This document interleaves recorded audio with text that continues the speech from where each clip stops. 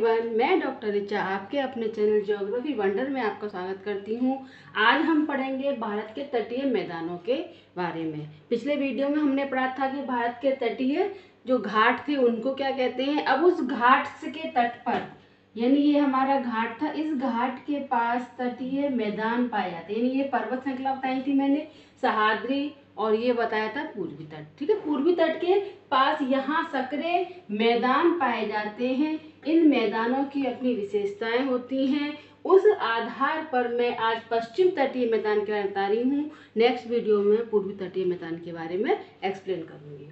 ठीक है, अगर हम पश्चिम तटीय मैदान की बात करें जो सह्याद्री के किधर है, पूर्व में है, तो उसमें अगर हम बात करें तो इसको हम 4 भागों में बांटते हैं। पहला है काठियावाड़ तट, दूसरा कोंकण, तीसरा कर्नाटक तट और चौथा मालाबार तट। अब हम एक तट के बारे में बात करते हैं। ये काठियावाड़ तट जो है, इसकी मुख्य विशेषता क्या है कि यहाँ पर ये कच्छ कारण बोला जाता है। इसका नाम है कच्छ कारण। कच्छ कारण ये एक सफेद मरुस्थल है और जो काठियावाड़ तट है ये एक द्वीपीय क्षेत्र है और कुछ समय के लिए ये समुद्र में जलमग्न भी होता है, जिस कारण से यहाँ पर कांप मिट्टी जमा हो जाती है। वैसे तो सफेद मरुस्थल है, क्षारीय मिट्टी अधिक पाई जाती है साथ में, लेकिन कांप मिट्टी भी यहाँ पाई जाती है। और इस तट पर जो है विभिन्न प्रकार की कांप मिट्टी होने के कारण फसलों का उत्पादन होता है। ठीक है, कुछ समय के लिए ये जलमग्न भी होता है, समुद्र में डूब जाता है और कुछ समय बाद फिर ये बाहर निकल के आ जाता है जब जल का स्तर कम होता है। तो उस हिसाब से कच्छ कारण कांप मिट्टी का क्षेत्र है, इसे बोला जाता है काठियावाड़ तट, जो पूरे लगभग गुजरात क्षेत्र में फैला हुआ है। दूसरा आता है हमारा कोंकण तट। कोंकण तट जो है ये तट दमन से गोवा तक का क्षेत्र आता है। इसमें कहाँ तक आता है? दमन से गोवा। ठीक है, अगर हम इसके क्षेत्र की बात करें तो ये लगभग 600 किलोमीटर लंबा है और ये जो 600 किलोमीटर लंबा है इसके कारण दूसरा कारण क्या है, ये किस में आता है? हमारा दक्कन ट्रैप में आता है, जिस कारण यहाँ पर काली मिट्टी पाई जाती है। काली मिट्टी क्षेत्र होने के कारण, साथ में ये तटीय क्षेत्र होने के कारण यहाँ पर नारियल का उत्पादन भी बहुत अधिक होता है। इसके अतिरिक्त नारियल का उत्पादन तो होता ही है। अब यहाँ पर एक विशेषता और है कोंकण तट की कि यहाँ तट पर, जैसे मैंने बताया था पिछले वीडियो में, कि अरब सागरीय क्षेत्र के डूबने के कारण इस पर्वत श्रृंखला का निर्माण हुआ है। तो उस क्रम में यहाँ पर पेट्रोल के भी भंडार मिलते हैं। एक और विशेषता मेन ये है, यह पेट्रोल के भी भंडार हैं। ठीक है, इसके बाद आती है, दूसरा आता है हमारा कर्नाटक तट। जो कर्नाटक तट है इसको मंगलोर तट भी बोलते हैं। क्यों बोलते हैं मंगलोर तट?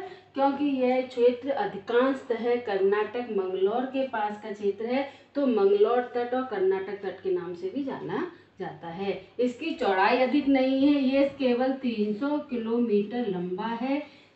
चौड़ाई के बारे में बाद में बात करूंगी, पहले मैं लंबा ही बता रही हूँ। 300 किलोमीटर लंबा है। ठीक है, अब यहाँ की विशेषता क्या है कि यहाँ पर पहाड़ी पर्वतीय क्षेत्र अधिक है और पर्वतीय क्षेत्रों की ऊंचाई भी अधिक है। इन पर्वतीय क्षेत्रों की जो मेवे मसाले का उत्पादन यहाँ बहुत अधिक होता है, यानी मेवे और मसाले अधिक उत्पादित किए जाते हैं। इसीलिए इस कर्नाटक तट के जो तटीय क्षेत्र है इसकी महत्ता बढ़ जाती है। नेक्स्ट आता है मालाबार तट। मालाबार तट की जो चौड़ाई है वो लगभग 500 किलोमीटर लंबा है और 80 किलोमीटर चौड़ा है। 80 किलोमीटर की चौड़ाई है और यानी ये यहाँ पर सबसे चौड़ा माना जाता है तट, सबसे चौड़ा। ये सबसे चौड़ा तट है जो है मालाबार तट, और इससे ऊपर जाते हैं तो ये सकरा होता जाता है। इसी क्रम में सबसे अधिक, ये देखो ये सब नेट के आए हुए क्वेश्चन, सबसे अधिक चौड़ा कहाँ पर है, सबसे अधिक लंबा कहाँ पर है। और इसकी जो लंबाई बची गुजरात कांप की, ये बची 200 किलोमीटर, क्योंकि तुम्हें अगर याद हो पिछले वीडियो में कि इसकी जो लंबाई बताई थी, मैं बताई थी 1600 किलोमीटर, और अगर हम इसको टोटल करेंगे तो ये 1600 बैठ जाएगा।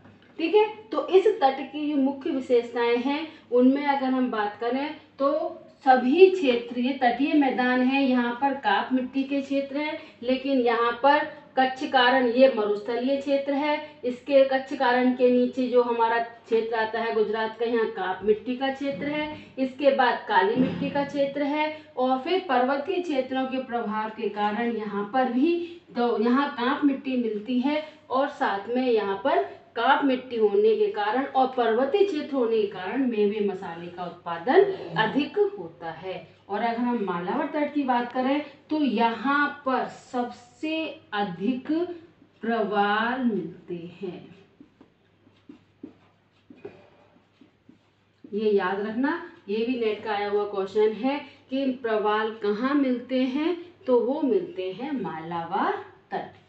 ठीक है, यहाँ पर कयाल पाए जाते हैं छोटे छोटे, और उन कयालों को, वैसे तो पूर्वी तट पर भी कयाल पाए जाते हैं, लेकिन मालाबार तट पर जो प्रवाल मिलते हैं उनकी संख्या अधिक है। ये सारे क्वेश्चन नेट में आए हुए हैं कि इन तटों के नाम डाल देते हैं और पूछते हैं कि किस जगह पर प्रवाल पाए जाते हैं। प्रवाल तट कौन सा है, इसको प्रवाल तट भी बोला जाता है। क्यों बोला जाता है, क्योंकि यहाँ पर प्रवाल द्वीप है, यहाँ पर प्रवाल की संख्या अधिक है।